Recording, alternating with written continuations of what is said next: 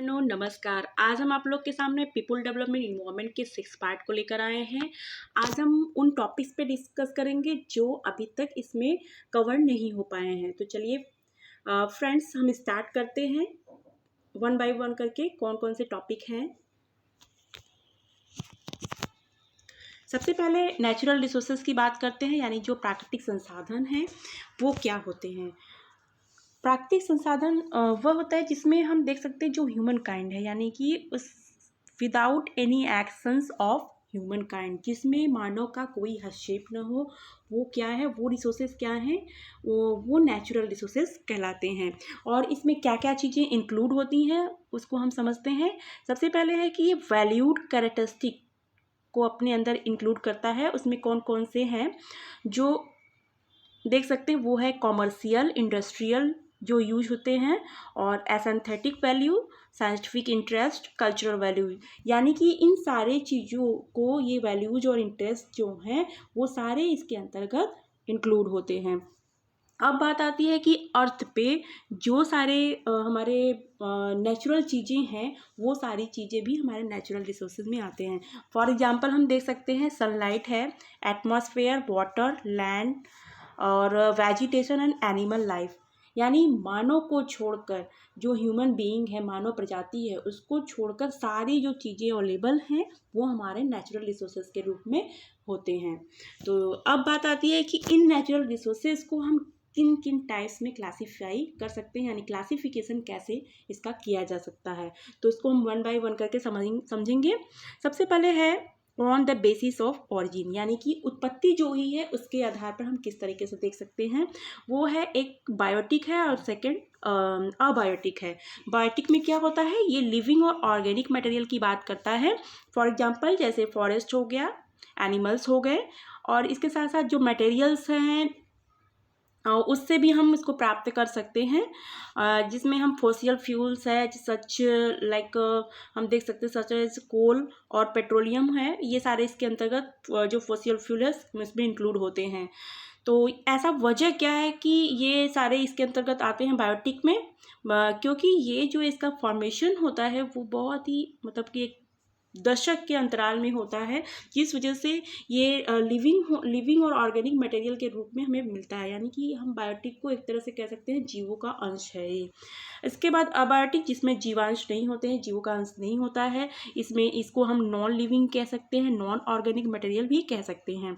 इसके एग्जाम्पल हम ले सकते हैं, इसमें कौन कौन सी चीज़ें शामिल होती हैं, तो वो है land, fresh water, air, rare earth elements, heavy metals जो होते हैं। हैवी मेटल्स में क्या क्या होते हैं, ओर्स हैं, जैसे कि हमारे गोल्ड हो गए, आयरन, कॉपर, सिल्वर, ये सारे ओर्स जो है इसके अंतर्गत इंक्लूड होते हैं। नेक्स्ट स्लाइड पे चलते हैं। यदि हम डेवलपमेंट के आधार पर, यानी कि जो विकास की अवस्थाएं हैं उसके आधार पर क्लासीफाई करें, तो इसमें हम देख सकते हैं 4 टाइप्स के होते हैं। पोटेंशियल रिसोर्सेज होता है, actual resources, reserve resources and stock resources. यदि हम पोटेंशियल रिसोर्सेज की बात करें तो ये जो है फ्यूचर में इसका यूटिलाइजेशन पर्सपेक्टिव से देखा जा सकता है कि फ्यूचर में किस तरीके से इसका यूज हो रहा है। और इसमें हम देख सकते हैं फॉर एग्जांपल पेट्रोलियम को ले सकते हैं, जो सेडिमेंट्री रॉक्स होता है, यानी कि जो अवसादी सैल होते हैं उसके नीचे ये दबे होते हैं, और इसको हम देख सकते हैं कि जो धीरे धीरे जो है कि बाहर निकल के आता है, जिस पे टाइम टेकिंग होता है पता चलने में, तो वो हमारे पोटेंशियल, यानी कि इन फ्यूचर हम इसका यूज कर सकते हैं, रिसोर्सेज के रूप में होते हैं। यदि हम एक्चुअल रिसोर्सेज की बात करें तो ये बहुत सारे सर्वेड और क्वांटिफाइड और क्वालिफाइड के माध्यम से ये पता चला है कि ये करंटली यूज्ड में है डेवलपमेंट के क्षेत्र में, और साथ ही साथ उस पर हम देख सकते हैं कि कौन से वो डेवलपमेंट के जो प्रोसेस हो रहा है उसमें किस रूप में ये है, वो है हमारे वुड प्रोसेसिंग, यानी कि जो लकड़ी है, जो लकड़ी होता है उसके संस्करण को हम कह सकते हैं। और वो सारी चीज़ें भी हैं जो डिपेंड है किस पे, टेक्नोलॉजी पे, तो वो हमारे एक्चुअल रिसोर्सेज में आते हैं। उसके बाद रिजर्व रिसोर्सेज है, ये एक तरह से हम कह सकते हैं कि एक्चुअल रिसोर्स का ये पार्ट है, और इसे हम जो है इन फ्यूचर डेवलपमेंट के वर्क में लगाते हैं जिससे हमें प्रॉफिट हो सके, इन फ्यूचर इसके लिए यूज किया जाता है, यानी कि ये एक्चुअल रिसोर्सेज का ही एक पार्ट हम कह सकते हैं इसको।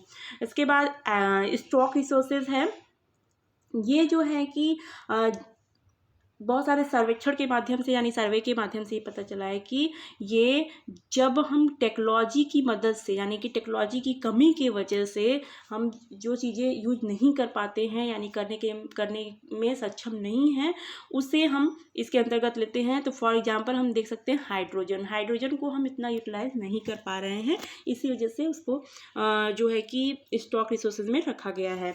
नेक्स्ट हम इसको कैटेगरी किया गया है बेसिस ऑफ रिकवरी रेट, यानी कि रिकवरी रेट के आधार पर किस तरीके से है। नेक्स्ट स्लाइड में हम लोग समझेंगे। चलते हैं। अब बात आता है रिन्यूएबल रिसोर्सेज और non renewable resources. Renewable resources वो होता है जिसका हम बार बार यूज कर सकते हैं, यानी कि ये जो है कि नेचुरली हमेशा जो है कि मौजूद रहता है। इसको हम जो है ह्यूमन बीइंग जो है जितना भी इसका यूटिलाइज करे ये ख़त्म नहीं होने वाला, यानी कोई भी तरह का अफेक्ट इस पर नहीं पड़ने वाला है। तो कौन कौन से इसमें रिसोर्सेज हैं, वो है हमारे सनलाइट, एयर, विंड, वाटर। ये सारे एक तरह से हम देख सकते हैं कि सतत रूप में यानी एक कंटिन्यूअस प्रोसेस में हमें उपलब्ध होता है, अवेलेबल होता है। इसके बाद नेक्स्ट है नॉन रिन्यूएबल रिसोर्सेज। इसे हम कह सकते हैं कि बहुत ही स्लो मोशन में होता है और ये नेचुरली नहीं होता है, यानी कि नेचर के थ्रू नहीं होता है इन्वायरमेंट में। इसमें हम फॉर एग्जांपल ले सकते हैं मिनरल्स को, जिसमें जो एक कॉमन रिसोर्सेज इसमें इंक्लूड है। और साथ ही साथ हम इसमें देख सकते हैं कि जो फोसिल फ्यूल्स हैं वो भी इसके अंतर्गत हम एक गुड एग्जांपल के रूप में देख सकते हैं। वो फोसिल फ्यूल्स क्या हैं, जिसमें हम पेट्रोलियम और कोल्स को ले सकते हैं। और क्योंकि इसे हम इसलिए फोसिल फ्यूल को ले सकते हैं इसके अंतर्गत, ये इसमें बहुत ही टाइम लगता है और मान के चलिए तो मिलियंस ऑफ ईयर्स जो है कि समय लग सकता है। तो एक स्लो फॉर्मेशन में स्लो प्रोसेसेस होते हैं, इस वजह से नॉन रिन्यूएबल रिसोर्सेज में आते हैं। नेक्स्ट चलते हैं। अब बात आती है कि ये नेचुरल रिसोर्सेज जो हैं हमारे धरती पे यानी कि अर्थ पे किन किन रूपों में फैले हुए हैं, तो उसको हम वन बाय वन करके यहाँ पे देखेंगे। तो सबसे पहले फॉरेस्ट रिसोर्सेज है, यानी कि जो वन से रिलेटेड रिसोर्सेज संसाधन है उसकी बात कर रहे हैं। और फिर उसके बाद नेक्स्ट है सोल रिसोर्सेज, यानी कि जो भूमि से रिलेटेड है, धरती से रिलेटेड है वो सारी चीज़ें। और मिनरल यानी खनिज पदार्थ जो होते हैं, एनर्जी, और जिससे हमें एनर्जी मिलती है, जिससे हम पावर को गेन करते हैं किसी भी वर्क को करने के लिए। तो इस तरह से हमारे नेचर में ये 4 टाइप्स के जो है रिसोर्सेज अवेलेबल हैं। तो इसको हम वन बाय वन करके एक स्लाइड में देखते हैं। नेक्स्ट स्लाइड में चलते हैं। अब बात आती है फॉरेस्ट रिसोर्सेज की कि फॉरेस्ट रिसोर्सेज क्या हैं। फॉरेस्ट रिसोर्सेज यानी कि हम कह सकते हैं कि जो वन संसाधन है हमारे ह्यूमन बीइंग के लिए एक इन्वायरमेंट जो प्रोवाइड करता है वो बहुत ही हेल्दी होता है, और इसलिए हमारे लाइफ में फॉरेस्ट का बहुत ही इम्पोर्टेंस बढ़ जाता है। और इसके साथ ही साथ ये हमारे जो नेचर में गैस है उसमें बैलेंस बनाए रखता है, और जिससे जो भी हमारे जीव जंतु हैं उनको निवास करने में कोई कठिनाई नहीं होती है।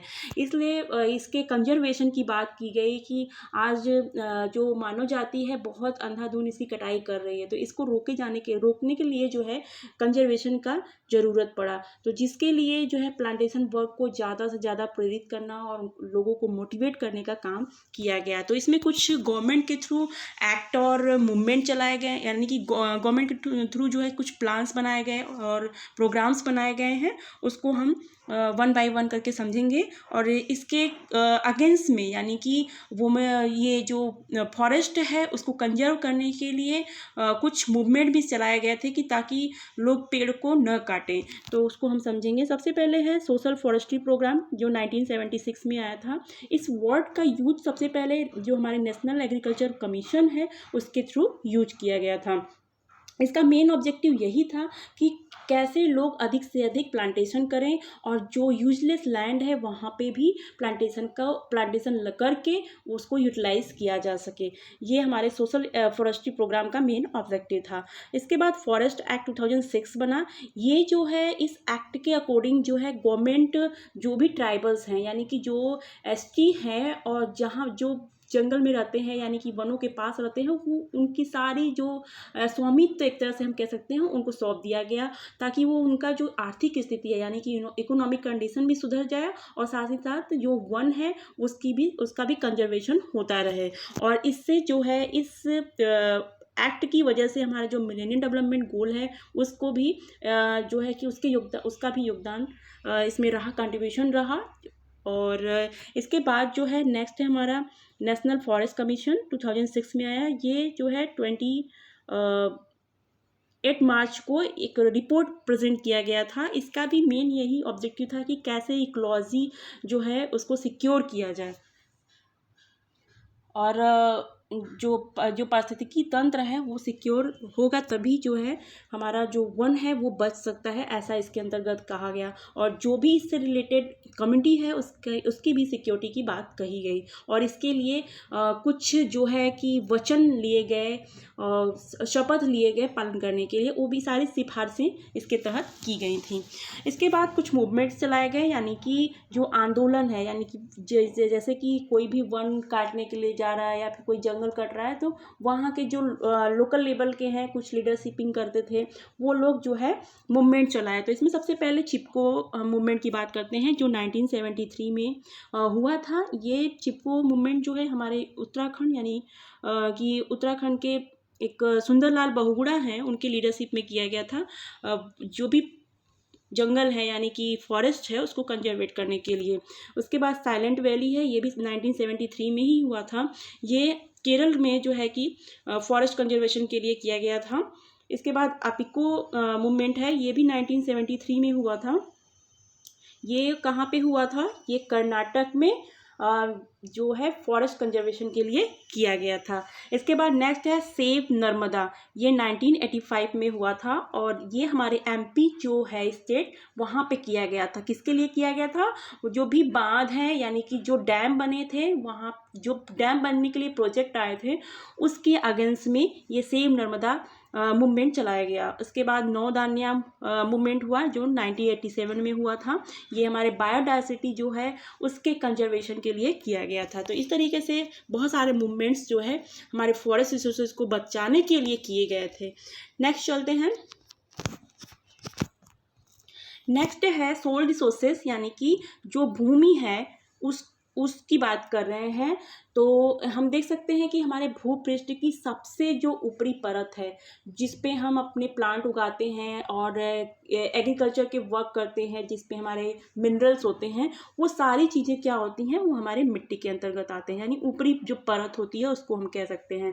तो ये हमारे इंडिया में जो यहाँ का क्लाइमेट है, फॉरेस्ट है, जैसा यहाँ का टेम्परेचर है, उसके अकॉर्डिंग ये डिफरेंट टाइप्स में बटे हुए हैं। तो इसको सबसे पहले डिवाइड करने का काम कौन किया था? वो है ICAR, जो 1953 में अखिल भारतीय भूमि उपयोग तथा मृदा सर्वेक्षण संगठन की स्थापना के थ्रू किया गया था। तो इसे जो है कि 1986 में सबसे पहले डिवाइड किया गया। 1953 में इस संगठन को स्थापित किया गया था, लेकिन डिवाइडेशन की बात जो की गई थी ये टाइप्स के, वो जो है 86 में किया गया था, जिसमें 8 जो है मेन था और जो 27 जो थे, 8 जो है मेन डिवीज़न थे और 27 क्या थे? वो अदर्स डिवीज़न थे। ठीक है, इस तरीके से इसे 8 जो है कि पॉइंट्स में बांटा गया। सबसे पहले हम देख सकते हैं इसमें एलुवियल सोल, यानी कि जलोढ़ मिट्टी जिसे कहते हैं। ये हमारे इंडिया के जो एरिया है वहाँ पे 22% तक ये मिट्टी पाई जाती है, यानी ये सोल पाया जाता है। और इस सोल में सबसे ज़्यादा पैडी जो होता है, यानी जो धान की खेती होती है, बहुत ज़्यादा होती है। और इसको हम देख सकते हैं। इसके अलावा यहाँ पे जो गेहूँ हो गया, मक्का, मोटे अनाज जो होते हैं, दलहन, ये सारी फसलें यहाँ पे उगाई जाती हैं। इसके बाद ब्लैक सोल है। ब्लैक सोल क्या होता है? इसका वजह क्या है? सबसे पहले हम ये समझते हैं। इसका वजह ये है कि इसमें टिटेनीफेरस मैग्नेटाइट और ह्यूमस की वजह से इसका कलर जो है ब्लैक हो जाता है। तो इसमें हम देख सकते हैं कि ये दक्कन के जो लावा क्षेत्र हैं वहाँ पे ये मुख्य पाई जाती है। और ज्वालामुखी यानी जो वॉल्केनोज हैं उससे निर्मित जो बेसाल्ट चट्टान है उससे इसका निर्माण हुआ है, हम इस तरह से हम देख सकते हैं। ब्लैक जो सोल होता है वो हमारे महाराष्ट्र, वेस्ट एमपी, गुजरात, आंध्र प्रदेश, तेलंगाना, कर्नाटका, इन सारी जगहों पे पाई जाती है। इसमें जो खेती होती है सबसे अच्छी खेती होती है कपास की खेती होती है। इसके अलावा गेहूं और जो मोटे अनाज होते हैं वो सारे उगाए जाते हैं। उसके बाद है रेड सोल यानी कि लाल मिट्टी। इसका ये जो कलर होता है वो रेड और येलो लेकर होता है, और इसमें लोहे का यानी कि जो आयरन के ऑक्साइड मिले होते हैं, इस वजह से इसका कलर रेड हो जाता है। और इसको हम जनरली देख सकते हैं आंध्र प्रदेश, तमिलनाडु में, इंडिया में पाया जाता है। यहाँ पे भी मोटे अनाज जो होते हैं जैसे दलहन, तिलहन, तंबाकू, ये सारी चीज़ें रेड सोल में उगाए जाते हैं। इसके बाद है लेटराइट सोल। ये जो है इसमें जो बहुलता होती है, जिसकी अधिकता होती है, वो है हमारे आयरन और सिलिका की। और ये जो है कहाँ पे पाए जाते हैं, ये हमारे जो वेस्ट और ईस्ट घाट है, मालाबार तटीय प्रदेश है, केरल है, कर्नाटका, उड़ीसा, छोटा नागपुर, मेघालय के पठार, इन सारी जगहों पे ये पाए जाते हैं। उसके बाद डिजर्ट सोल की बात करते हैं। डिजर्ट सोल जो है ये हमारे मरुस्थलीय जगहों पे होते हैं। इसमें हम देख सकते हैं कि लोहे का और फास्फोरस का मात्रा जो है होता है बहुत ज़्यादा होता है, बट नाइट्रोजन और ह्यूमस का कमी होता है डिजर्ट सोल में। इस वजह से यहाँ पे मोटे अनाज ज़्यादातर उगाए जाते हैं। और लैटराइट सोल में जो है चाय की खेती बहुत अच्छी होती है। इसके बाद माउंटेन सोल की बात करते हैं। इसे हम पर्वतीय मिट्टी भी कहते हैं। ये हमारे जो पहाड़ी ढाल हैं वहाँ पे अधिक पाया जाता है, खासकर जो हिमालय के माउंटेन एरिया पार्ट्स हैं जैसे तमिलनाडु, कर्नाटक, मणिपुर, इन सारी जगहों पे भी ये पाया जाता है। यहाँ पे जो हम देख सकते हैं ऐसी खेती की जाती है जो प्लांटेशन हो, जैसे बागानी कृषि हो गई, हमारे चाय हो गए, कहवा, मसाले, फल फ्रूट्स जो भी होते हैं वो सारे इसमें उगाए जाते हैं। सालिन एंड ग्रेसियस सोल की बात करें तो ये जो है इसमें लवणता यानी क्षारीयता बहुत ज़्यादा पाई जाती है। ये अप्रॉक्सीमेटली हम देख सकते हैं जो हमारे साउथ पंजाब का पोर्शन है और साउथ हरियाणा का पोर्शन है, और इसके अलावा जो वेस्ट राजस्थान है, केरल का तट है, सुंदरवन, इन सारी जगहों पे सैलाइन और ग्लेशियर सोल पाए जाते हैं। इसके यहाँ पे कौन से पौधे उगाए जाते हैं उसकी बात करें तो यहाँ पे कोकोनट यानी नारियल का जो पेड़ होता है, ट्री होता है, वो बहुत ज़्यादा मिलते हैं ऐसे टाइप के मिट्टी में। उसके बाद लास्ट है ऑर्गेनिक सोल। इसे हम जैविक मिट्टी भी कहते हैं। इसमें कार्बनिक यानी कि कार्बनिक और बायोटिक जो पदार्थ होते हैं वो उसकी अधिकता होती है। इसका जो कलर होता है वो ब्लैक होता है। ये वेटेड होते हैं, एसिडिक होते हैं। जहाँ पे भारी वर्षा यानी कि ज़्यादा वर्षा होती है उन क्षेत्रों में ये पाया जाता है। इसके बाद नेक्स्ट स्लाइड में चलते हैं।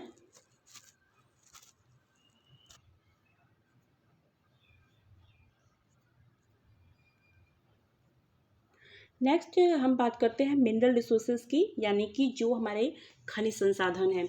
यदि हम मिनरल रिसोर्सेज की बात करें तो ये जो है हमारे केमिकल से और इस मतलब एक से अधिक जो एलिमेंट्स होते हैं उनके संयोग से बनने वाला हम पदार्थ हम इसको कह सकते हैं।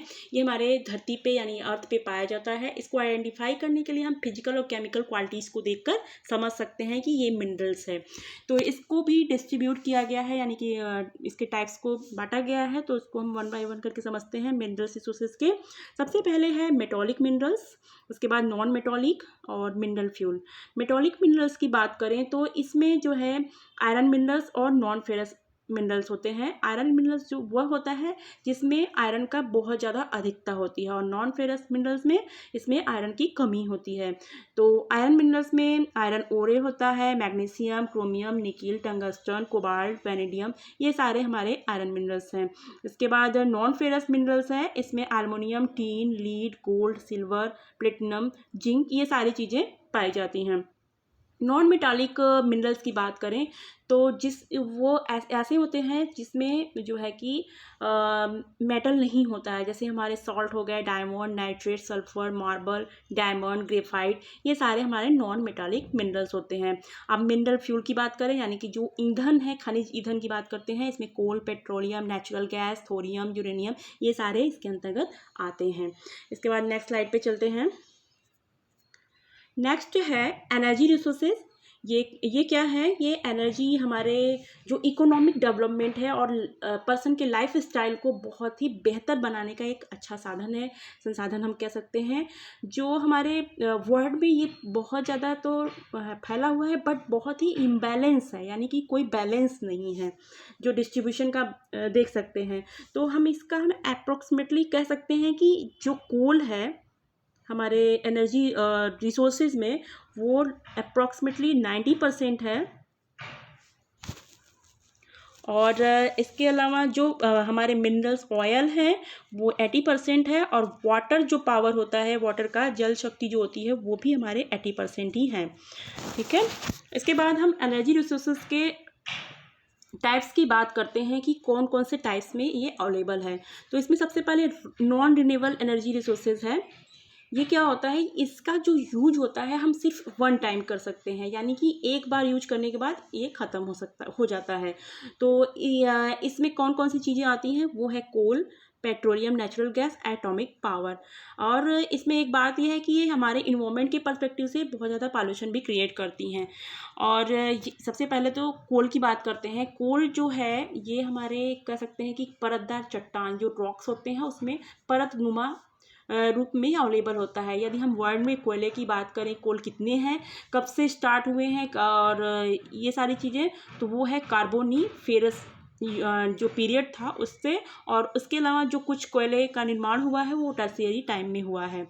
अगर हम इंडस्ट्रियल रिवोल्यूशन के आधार पे होने के कारण बताएं कि कोल को, तो इसे हम कह सकते हैं कि जो हमारी इंडस्ट्री है, इंडस्ट्री का जो इंडस्ट्रियल जो वर्क होते हैं उसकी ये जननी हम कह सकते हैं कोल को।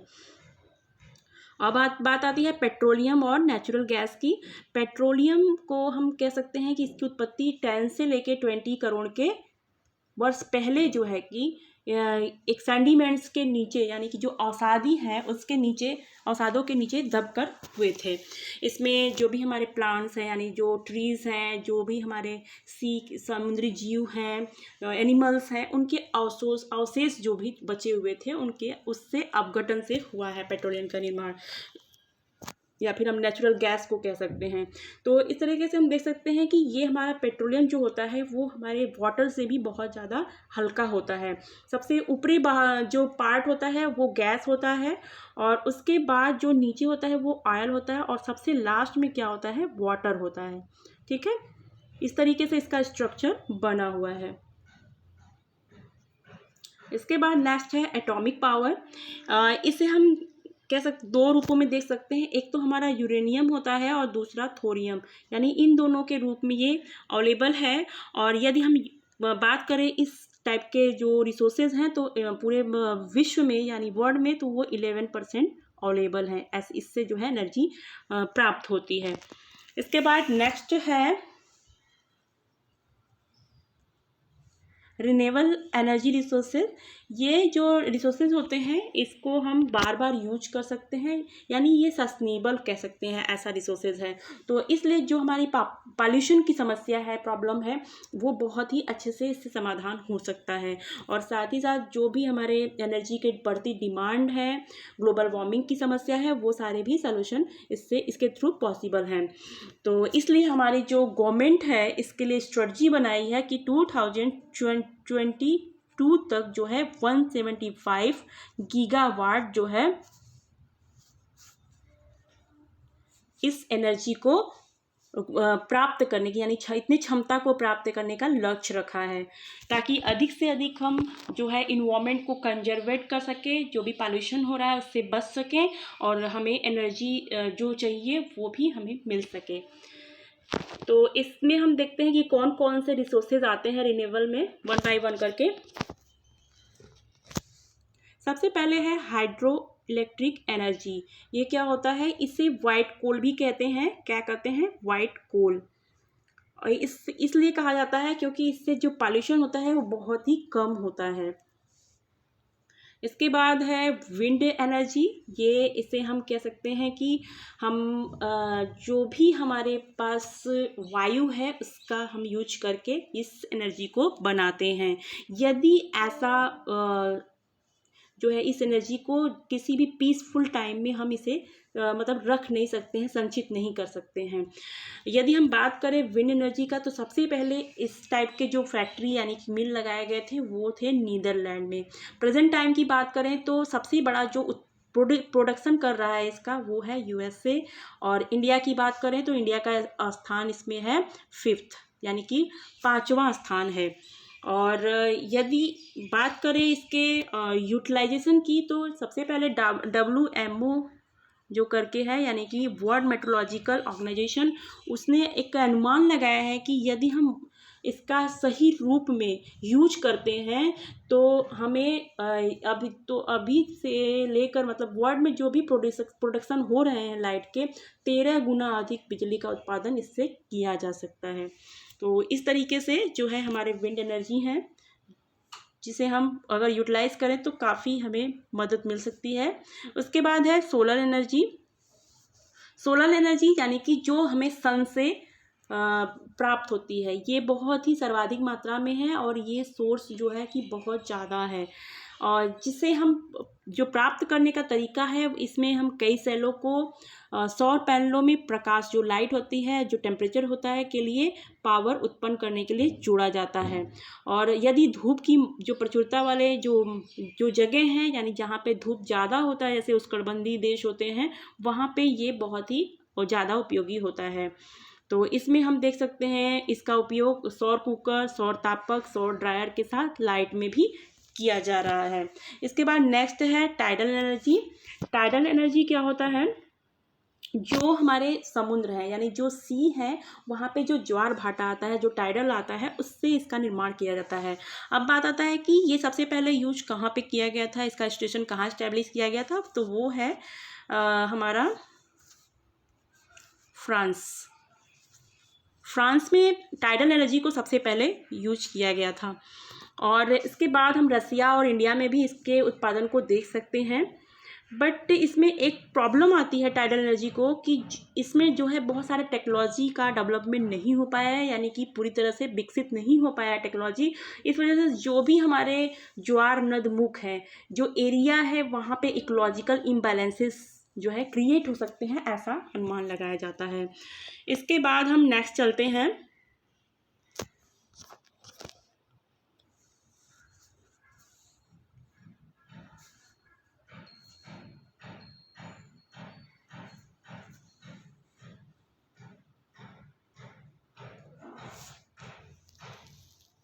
इसके बाद है next ocean wave energy.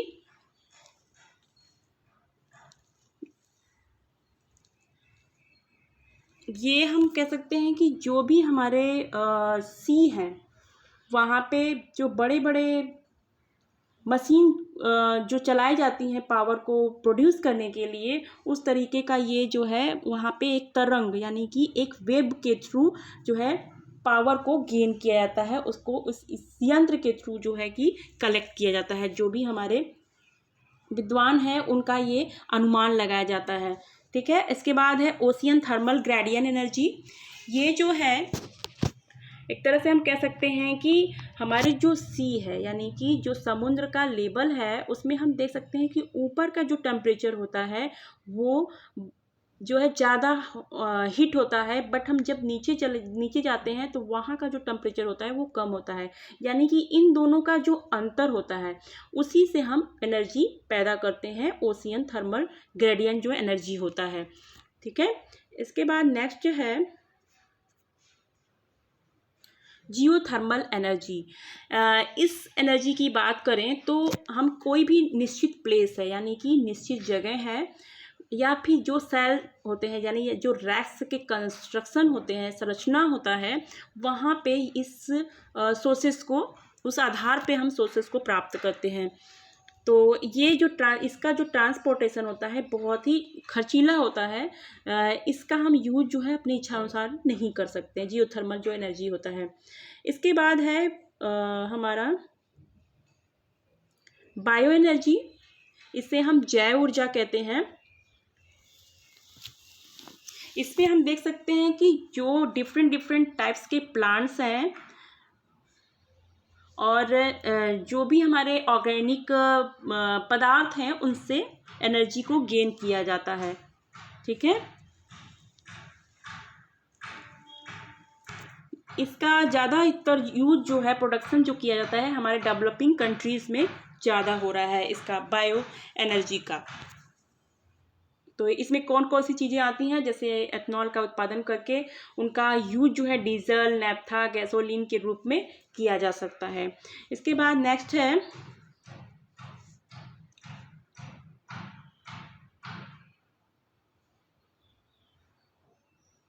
Biomass energy. इसके अंतर्गत जो भी जीवित या हाल में मृत पौधे या जंतु हैं वो सारी चीज़ें आती हैं, यानी कि जो मर चुके हैं उनकी बात किया जा रहा है बायोमास एनर्जी में। इसका यूज जो है हमारे जो रिन्यूएबल पावर है तथा थर्मल एनर्जी के लिए किया जाता है। बायोमास एनर्जी से हम ये मतलब ले सकते हैं कि उन फसलों, अपशिष्टों यानी जो बची चीज़ें हैं और जो ऑर्गेनिक अदर जो पदार्थ हैं जिनका उपयोग हम एनर्जी प्रोडक्शन तथा जीवाश्म यानी कि फोसिल फ्यूल के एक अल्टरनेटिव के रूप में हम इसका कर सकते हैं यूज। एक तरह से ये जो बायोमास एनर्जी होता है इन्वायरमेंटल फ्रेंडली है, इन्वायरमेंट फ्रेंडली हम कह सकते हैं। इसके बाद नेक्स्ट है हाइड्रोजन एनर्जी।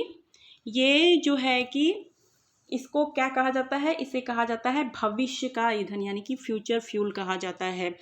ये जो है हमारे पर्यावरण के सर्वाधिक अनुकूल है और हमारे जो ट्रांसपोर्ट और पावर जो प्रोडक्शन के लिए भी इसका यूज किया जाता है।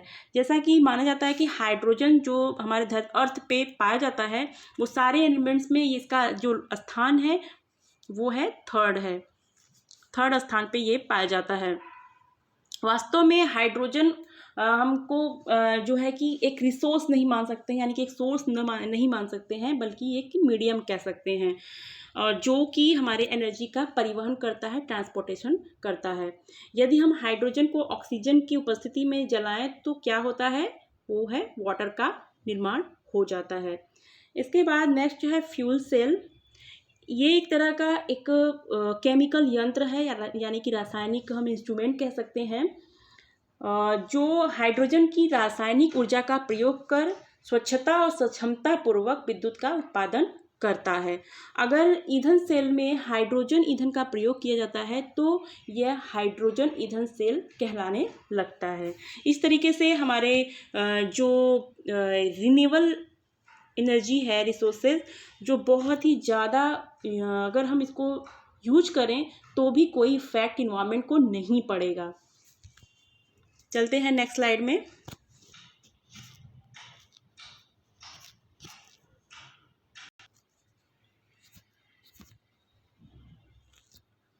फ्रेंड्स, अब बात करते हैं नेचुरल हजार्डस एंड डिजास्टर की। ये हमारे धरती पे बहुत ज़्यादा ये घटनाएं घटती रहती हैं जिससे जो ह्यूमन लाइफ है, जो प्रॉपर्टी है, उसका बहुत ज़्यादा नुकसान होता है जो हमारे ह्यूमन बीइंग के कंट्रोल में नहीं होता है। बिना कोई सावधानी के यानी कि अचानक से ये जो है घटित हो जाती है। तो इसको हमें समझना बहुत ज़रूरी है। इसके लिए कुछ मैनेजमेंट भी किए जाते हैं यानी कि प्रबंध किए जाते हैं, उसके बारे में भी हम डिस्कस करेंगे। पहले हम ये समझते हैं कि कौन कौन से नेचुरल हजार्डस और डिजास्टर हमारे धरती पे जो ह्यूमन बीइंग को परेशान करता है उसकी बात करते हैं। तो सबसे पहले अर्थक्वेक है। अर्थक्वेक क्या होता है, ये हम कह सकते हैं कि हम इस जो भी हमारी धरती है यानी जो भूपटल है उस सरफेस की बात कर रहे हैं, उसमें जब कंपन होने लगता है, जब उसमें कंपन होने लगता है उसे ही हम क्या कहेंगे, भूकंप कह सकते हैं। ठीक है। और ये जो है जो मूलभूत शैल है यानी जो रॉक्स है उसमें उसकी जो स्थिरता है उसमें उत्पन्न जो स्थिरता का परिणाम होती है। और इसका वजह क्या है, जो भी हमारे प्लेट विवर्तनिक है उनकी जो एक्टिविटीज होती है उनसे यानी कि जो प्लेट्स हैं धरती के नीचे जो प्लेट्स हैं वो जब आपस में टकराते हैं उनसे जो एनर्जी निकलती है यानी जो ऊर्जा पैदा होती है वही क्या होता है, अर्थक्वेक यानी कि भूकंप होता है। इसकी अगर हम तुलना करें तो जो भी हमारे वॉल्केनोस विस्फोट होते हैं, लैंडस्लाइड, भू आस्खलन होते हैं, जो भी रॉक्स गिरते हैं, ये सारे जो है कि इसके अंतर्गत आते हैं और भूकंप क्षेत्र को ये प्रभावित करते रहते हैं। इसके बाद नेक्स्ट है सुनामी। सुनामी जैसा कि ये जापानीज़ का एक वर्ड है सु और नॉमिक, जिसे हम कह सकते हैं कि जो सु है उसे हम हार्बर और ये नामी को वेब कहा जाता है, यानी कि हार्बर वेब के नाम से इसे जाना जाता है। ये जो है कि हमारे जो सी है यानी जो महासागर होते हैं वहाँ पे उत्पन्न होते हैं, यानी भूकंप व ज्वालामुखी से महासागरी में जो भूकंप आते हैं यानी जो अर्थक्वेक आते हैं और जो वॉल्केनोज होते हैं उनकी वजह से जो हमारे महासागर हैं उनके धरातल पर हम कह सकते हैं कि हलचल पैदा होता है। उन्हीं की वजह से जो महासागरी जल का विस्थापन होता रहता है और फिर एक ऊंची तरंगें पैदा होती हैं जिससे हमारे सुनामी या भूकंपी समुद्री लहरें कहा जा सकता है। यानी कि जो महासागर है उसमें इन दोनों की वजह से जो कंपन होता है वही हमारे सुनामी के रूप में एक तरंग के रूप में ऊपर की ओर आती है। इसके बाद नेक्स्ट है वॉल्केनोस। वॉल्केनोस क्या होता है, ये हम कह सकते हैं कि ये हमारे अर्थ के सतह पर स्थित दरार है, यानी कि एक तरह से अर्थ जो है उसमें ऐसे दरार हो जाते हैं, उसमें से कुछ जो उसके मुख होते हैं उसमें से गर्म लावा, गैस, राख ये सब बाहर आता रहता है, उसे ही हम क्या कहते हैं वॉल्केनोस कहते हैं। और इसके अंदर जो पदार्थ होता है वो बाहर निकलते रहते हैं।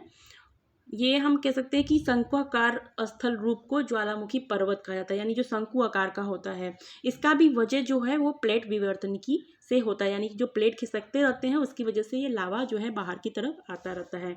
तो इसके भी टाइप्स हैं। सबसे पहले हम इसकी बात करते हैं, एक एक्टिव होता है यानी कि बहुत ही सक्रिय होता है, उस टाइप के वॉल्केनोस होते हैं जो हमेशा जो है कि उनका उद्घटन यानी कि उद्गार होता रहता है। तो इस टाइप के जो होते हैं एक्टिव टाइप के, वो इटली और एटना के स्ट्रोम्बेली जो होते वॉल्केनो है वो इसका एग्जाम्पल है। इसके बाद एक प्रसुप्त ज्वालामुखी यानी कि डोरमेंट वॉल्केनो की बात कर रहे हैं। ये ज्वालामुखी जो है कुछ समय की सुसुप्ति के पश्चात यानी कुछ समय शांत रहेगा फिर उठ जाएगा, फिर शांत रहेगा उठ जाएगा। तो इस तरीके का जो ज्वालामुखी होता है यानी वॉल्केनो होता है वो कहाँ पे पाया जाता है, वो इटली के वेसुवियस प्रकार का जो ज्वालामुखी है उसको हम ले सकते हैं। इसके बाद है मृत यानी कि एक्सटेंट जो वॉल्केनो होते हैं, ये इसका जो है कि बहुत लंबे लंबे टाइम पे ये इसका उद्गार होता है। हम कह सकते हैं ईरान का जो कोहे सुल्तान है वॉल्केनो वो इसके अंतर्गत आता है। तो इस तरीके से 3 टाइप्स के वॉल्केनो होते हैं, एक एक्टिव होता है, एक थोड़े शांत होते हैं रह रह के होता है, और एक पूरे मृत हो कह सकते हैं एक्सटेंट होते हैं।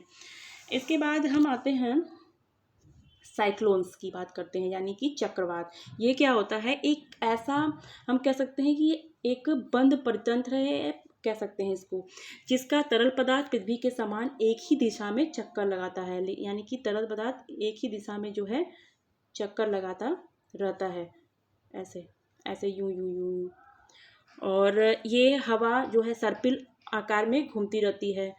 ठीक है, इसी को हम चक्रवात कहते हैं। चक्रवात के भी टाइप्स होते हैं, यानी साइक्लोन्स के वो 2 टाइप्स के होते हैं, शीतोष्ण कटिबंधीय चक्रवात यानी कि टेम्परेट साइक्लोन और ट्रॉपिकल साइक्लोन। टेम्परेट साइक्लोन की बात करें तो जब जो दो अपोजिट जो है नेचर के जो हवाएं होती हैं, एयर होते हैं, मिलते हैं, जैसे कि कोल्ड और जो है हीट जो एयर होते हैं आपस में मिलते हैं, कोल्ड और हीट, तो ये चक्रवात आता है शीतोष्ण कटिबंधीय। और जब जो उष्णकटिबंधीय चक्रवात है यानी ट्रॉपिकल साइक्लोन है वो कब आता है, जब निम्न दाब केंद्र जो होता है, जो यानी कि जहाँ पे प्रेशर जो है कम होता है, यानी कम प्रेशर वाले से हवाएं और अधिक प्रेशर वाले हवाएं जब आपस में मिलती हैं तो जो है कि यानी कि इधर से लेस वाला और इधर से हाई प्रेशर वाला जब आपस में मिलती हैं तो हमारे उष्णकटिबंधीय चक्रवात आते हैं। इसके बाद नेक्स्ट चलते हैं, नेक्स्ट है फ्लड यानी कि बाढ़। इसका जो है कि हम कह सकते हैं कि जो हमारे रिवर हैं, लेक हैं, जो भी सी हैं, उसमें उसके वाटर लेवल में जब उत्थान होता है उसकी वजह से हमारे भूमि के अस्थायी तौर पर जल से भर जाते हैं, जल यानी कि भूमि पर आ जाते हैं, जो चारों तरफ फैल जाते हैं, उसी को हम क्या कहते हैं, बाढ़ यानी कि फ्लड कह सकते हैं। इसका रीज़न क्या है? वो है हमारा जो डैम है वो टूट जाता है जब हमारे ज्वार भाटा आते हैं, जो भी आइसलैंड है वो अगर पिघलते हैं, मेल्ट होते हैं, तो उसकी वजह से फ्लड आता है। इसके बाद नेक्स्ट है ड्रॉट यानी कि सूखा की बात कर रहे हैं। सूखा क्या होता है? सूखा ऐसी स्थिति को कह सकते हैं जहाँ पे लंबे समय तक बारिश नहीं हुई हो। सूखे से तात्पर्य हम ये लगा सकते हैं कि वहाँ पे वाटर का अभाव है और मृदा जल और पेयजल की कमी के कारण जो भी एग्रीकल्चर का वर्क है, ह्यूमन लाइफ है, जीव जंतु हैं, उनके लाइफ पे जो है बहुत ज़्यादा निगेटिव इफ़ेक्ट पड़ जाता है। अकॉर्डिंग टू हम इंडियन जो क्लाइमेट डिपार्टमेंट है, वेदर जो डिपार्टमेंट है उसकी बात करें तो उसका कहना है कि जो जनरल वे में जो सूखा होता है वो 25% से कम अगर बारिश हुई है तो हम कह सकते हैं, और यदि 25% से 50% जो है कि बारिश होती है तो मीडियम लेवल का हम कह सकते हैं सूखा है। यदि 50% से भी अधिक होता है तो हम कह सकते हैं कि वो हाई लेवल का सूखा वाला क्षेत्र है, ड्रॉट वाला क्षेत्र है, ऐसा अनाउंस किया जाता है। इसके बाद नेक्स्ट है क्लाउड बर्स्ट। ये क्या होता है? ये जो है मेघ विस्फोट की बात की जाती है। यदि किसी स्थान पर लगातार यानी कंटिन्यू 1 घंटा यानी 1 आवर तक जो है 10 सेंटीमीटर यानी 10 सेंटीमीटर तक बारिश होती है 1 आवर तक, तो उसको हम क्या कहते हैं? क्लाउड बर्स्ट यानी कि बादल फटने की संख्या कितना कितना होना चाहिए? 1 आवर तक 10 सेंटीमीटर तक बारिश होनी चाहिए, तब हम उसे क्या कहेंगे? मेघ विस्फोट। और 1 घंटे के बाद हम देख सकते हैं कि मौसम पूरी तरह साफ हो जाता है और उस पूरे क्षेत्र में कुछ समय तक वर्षा नहीं होती है, ऐसा कहा जाता है, ऐसे एरियाज जो होते हैं। उसके बाद नेक्स्ट चलते हैं। नेक्स्ट है कि ये जो डिजास्टर होते हैं, जो भी नेचुरल डिजास्टर होते हैं, उसके लिए क्या क्या मैनेजमेंट किया जाता है, क्या स्ट्रेटजी अपनाया जाता है इंडिया में। सबसे पहले हम बिफोर डिजास्टर की बात करते हैं, यानी जब तक आपदा नहीं आए रहती है तब तक की बात कर रहे हैं। तो इसमें जो है जो भी हमारे डाटाज हैं डिजास्टर से को लेकर, उससे रिलेटेड जो है कि इंफॉर्मेशन कलेक्शन किया जाता है, मैपिंग किया जाता है और लोगों को इसके बारे में अवेयर किया जाता है, क्या प्लान्स है, प्रिपरेशन, सेफ कैसे रहा जाए, ये सारी चीज़ें बताई जाती हैं। ड्यूरेशन ऑफ डिजास्टर की बात करें तो उस टाइम में क्या किया जाता है? युद्ध स्तर पर बचाव और राहत कार्य जो है किया जाता है इस टाइम में, जो ड्यूरेशन ऑफ डिजास्टर होते हैं। इस टाइम में जो भी लोग इसमें फंसे हैं उनको निकालने का काम, उनको एक आश्रय स्थल पर पहुंचाने का काम, जो राहत कैंप होते हैं, वाटर, फूड, मेडिसिन, ये सारी फुलफिल कराई जाती है। इसके बाद आफ्टर डिजास्टर की बात करें तो इस टाइम में लोगों को जो इफेक्टिव लोग हैं, अफेक्टेड लोग हैं, उनको सेव किया जाता है और रिहेबिलिटेट किया जाता है, और इन फ्यूचर उन्हें उससे निपटने के लिए उन्हें एबल यानी कि उसके तरफ भी एबिलिटी आ जाए, उसके मतलब काम किए जाते हैं। तो यदि हम इंडिया की बात करें तो यहाँ पे 2/3 क्षेत्र यानी 2/3 एरिया ऐसा है जहाँ पे डिजास्टर वनरेबल होता है, यानी कि इन उपायों का जो है कि बहुत ज़्यादा इफ़ेक्ट यानी इम्पोर्टेंस होता है। 2005 में एक जो है अधिनियम बना जो है डिजास्टर मैनेजमेंट के नाम से, और नेशनल डिजास्टर मैनेजमेंट इंस्टीट्यूशन की भी स्थापना की गई। इस दिशा में हम देख सकते हैं जो इंडियन गवर्नमेंट है द्वारा उठाए गए जो पॉजिटिव एक्टिविटी है वो फॉर एग्जांपल हम ले सकते हैं इसको इस क्षेत्र में। इसके बाद हम नेक्स्ट स्लाइड पे चलते हैं।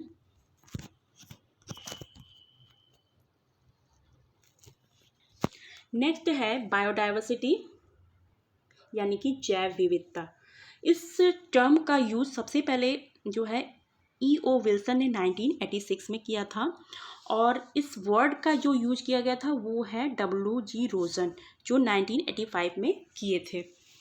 यदि हम बायोडाइवर्सिटी की बात करें तो जो लिविंग ऑर्गेनिज्म है, लिविंग पर्सन है, ऑर्गेनिज्म है, वो सारे जो है उनकी वेरिएबिलिटी को इसके अंतर्गत लिया जाता है, और साथ ही साथ टेरिटोरियल, मरीने, अदर जो इकोसिस्टम है, इकोलॉजिकल कॉम्प्लेक्सेस के रूप में उन पार्ट्स को भी शामिल किया जाता है, और जो विविधता है हमारे स्पीसीज और इकोसिस्टम के बीच उसको क्लैरिफाई इसके तहत किया जाता है। इस तरीके से हम कह सकते हैं कि किसी भी सुनिश्चित जो डिसाइडेड प्लेस है, नेचुरल प्लेसेस हैं, वहाँ पे पाए जाने वाले जीव जंतु हैं तथा पेड़ पौधों की अनेक प्रजातियों की जो विविधता है यानी डाइवर्सिटी है तथा उनकी जो संख्या है, उस स्थान विशेष की जैव विविधता हम कह सकते हैं, जो डिफरेंट पाए जाते हैं।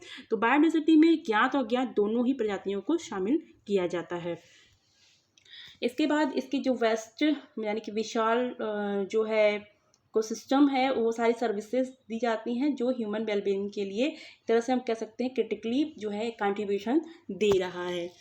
इसके बाद हम बात करते हैं बायोडाइवर्सिटी के कंजर्वेशन की बात करते हैं। फ्रेंड्स, ये बात आती है कि हमारी जो इंडिया है यानी कि इंडिया की बात करें तो ये भौगोलिक दृष्टि से बहुत ही महत्वपूर्ण है बायोडाइवर्सिटी के लिए। यहाँ पर वर्ल्ड का लगभग समस्त प्रकार की जो क्लाइमेट है, प्लांट्स हैं यानी कि फॉरेस्ट है, साइज़ है, जो लैंड साइज है वो विद्यमान है, यहाँ पे मौजूद हैं। और इस वजह से यहाँ के जो वन्य जीव की दृष्टि से ये बहुत ही समृद्धिशाली कंट्री माना जाता है। ब्राज़ील के बाद इंडिया को जो है कि सबसे सघन वनों में सर्वाधिक जैव विविधता यहाँ पे पाई जाती है। तो इस प्रकार से संसार के समस्त जो पादप हैं यानी जीव हैं वो 17.8% है, पादप हैं 17.8% और जो जंतु हैं वो उनकी प्रजाति जो है 7.4% यहाँ पे निवास करती है।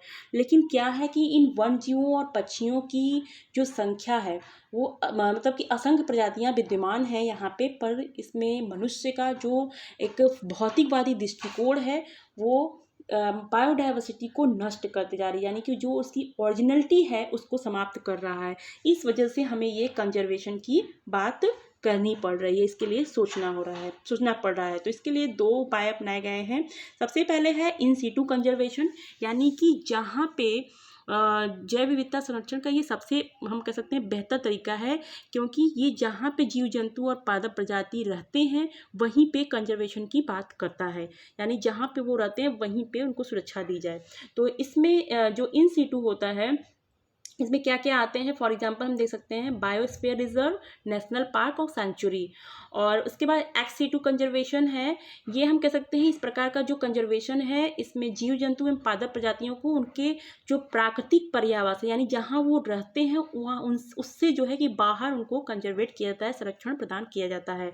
इसमें फॉर एग्जाम्पल हम देख सकते हैं जू है, सीड बैंक है, जीन बैंक है, ये सारे इसके अंतर्गत आते हैं। उसके बाद हम नेक्स्ट स्लाइड पर चलते हैं।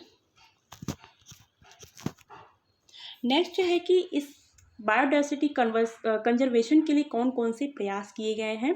सबसे पहले हम इसमें बात करते हैं नेशनल लेवल के एफर्ट्स की बात करते हैं। सबसे पहले इसमें है नेशनल पार्क्स। नेशनल पार्क्स क्या है, ये हम देख सकते हैं कि प्रेजेंट टाइम में 103 यानी कि 103 जो है पार्क्स हैं यहाँ पे इंडिया में अवेलेबल, जो हमारे जो भौगोलिक क्षेत्रफल का 1.16% हिस्सा है ये जो 103 पार्क्स हैं। इसके अलावा 67 अदर पार्क हैं जिसके लिए प्रपोजल तैयार किए गए हैं। इस तरीके से हमारे यहाँ 170 जो है पार्क हो जाएंगे, ऐसा कहा जाता है। इसके बाद है वाइल्ड लाइफ सेंचुरीज की बात करते हैं। ये जो वाइल्ड लाइफ सेंचुरीज है ये कितने हैं, ये 515 है। और इसकी बात करें तो ये हमारे इसका जो क्षेत्रफल है वो 3.61% जो है फैला है। और 217 जो है प्रपोजल रखा गया है और बढ़ाने के लिए जो वाइल्ड लाइफ सेंचुरीज हैं।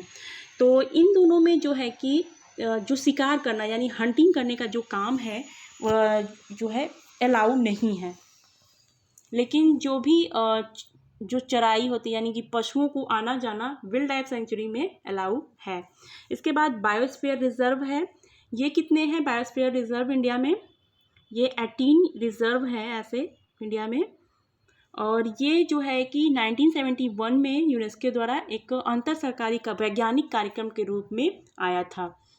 इसका जो मेन ऑब्जेक्टिव है जो ह्यूमन है, इन्वायरमेंट है, उनके बीच रिलेशन को सुधार करना, एक वैज्ञानिक आधार उपलब्ध कराना भी है। इसके बाद नेक्स्ट है इंटरनेशनल लेवल रिपोर्ट्स की बात करते हैं तो सबसे पहले इसमें है मैन एंड बायोस्फीयर प्रोग्राम, जो 1971 में आया था। ये यूनेस्को के द्वारा जो है कि चलाया गया था। ये भी जो है कि जिस तरीके से बायोस्फीयर रिजर्व है, यानी कि जो ह्यूमन है, इन्वायरमेंट है, उनके रिलेशंस को मजबूत करने की बात कही गई थी। उसके बाद नेक्स्ट है प्योंगपेंग कन्वेंशन। ये प्योंगयांग जो कन्वेंशन हुआ था वो कहाँ पे हुआ था? वो साउथ कोरिया के एक सिटी है जो 2014 में किया गया था। 6 से 17 अक्टूबर तक चला था। इसमें मेन जो था वो है, जो बातें की गई थी, जो डिसीजन लिया गया था वो है बायोडाइवर्सिटी के एक सामरिक योजना की प्रगति करना, और दूसरा है रिसोर्सेज जुटाना बायोडाइवर्सिटी के कंजर्वेशन के लिए, और बायोडाइवर्सिटी का जो यूज है वो पावर्टी और सस्टेनेबल डेवलपमेंट के लिए करना, और जो टूरिज़्म को बढ़ाना, और इसके साथ साथ जो भी हमारे सस्टेनेबल यूज है उसको मैनेज करना भी इसके थ्रू कहा गया था। उसके बाद नेक्स्ट है कानकुन कन्वेंशन जो 2016 में आया था। ये जो है 4 से 17 दिसंबर 6 तक मैक्सिको के एक सिटी है वहाँ पे चला था। ये इसका जो मेन उद्देश्य था वो है हमारे क्लाइमेट चेंज और इकोलॉजिकल सिस्टम के कंजर्वेशन के लिए प्लान को एक्सेप्ट किया गया था। और दूसरी तरफ जो भी हमारे तटीय और समुद्री जैव विविधता है, बायोडाइवर्सिटी है, उस पर भी फोकस डाला गया। और इसके साथ ही साथ जो भी बाहरी जो विदेशी प्रजाति आ रहे हैं उनसे जुड़े जोखिम और उस पर कंट्रोल कैसे किया जाए, ये सारे प्लान भी जो है कानकुन कन्वेंशन में किया गया था। इसके बाद लास्ट है रामसर कन्वेंशन जो 1971 में आया था। ये जो है एक तरह से हम कह सकते हैं जो वेटलैंड्स है, यानी कि इंटरनेशनल जो इम्पोर्टेंस है झीलों के प्रति, उस पर कॉन्फ्रेंस हुआ था। इसे ही हम रामसर कन्वेंशन कह सकते हैं। एक अंतर सरकारी जो है समझौता है। तो इसमें सबसे पहले 1971 में जो है ईरान में, ईरान के एक शहर में, ईरान का एक शहर है रामसर, वहाँ पे समझौते पर हस्ताक्षर किए गए, सबका साइन हुआ, जिसमें जो है कि वेटलैंड्स का जो क्षय हो रहा है और ऐसे स्थलों में प्रवास करने वाले जीवों को बचाने के लिए भी स्ट्रेटजी तैयार की गई थी। और ये 1975 से जो है स्टार्ट कर दिया गया था। और भारत का अगर हम बात करें, यानी इंडिया कब इस पे साइन किया, तो वो 1982 में इस पे सिग्नेचर किया था कि किस तरीके से वेटलैंड्स का कंजर्वेशन के लिए काम किया जाए। तो इस तरीके से हमारा ये वीडियो यहीं पे समाप्त होता है। अगर ये वीडियो आप लोग को पसंद आया हो तो इसे लाइक और सब्सक्राइब करना नहीं भूलिएगा फ्रेंड्स। आई होप कि सारी चीज़ें आप लोग को क्लियर हुई होंगी। मिलते हैं नेक्स्ट वीडियो में नेक्स्ट टॉपिक पे। Bye bye friends.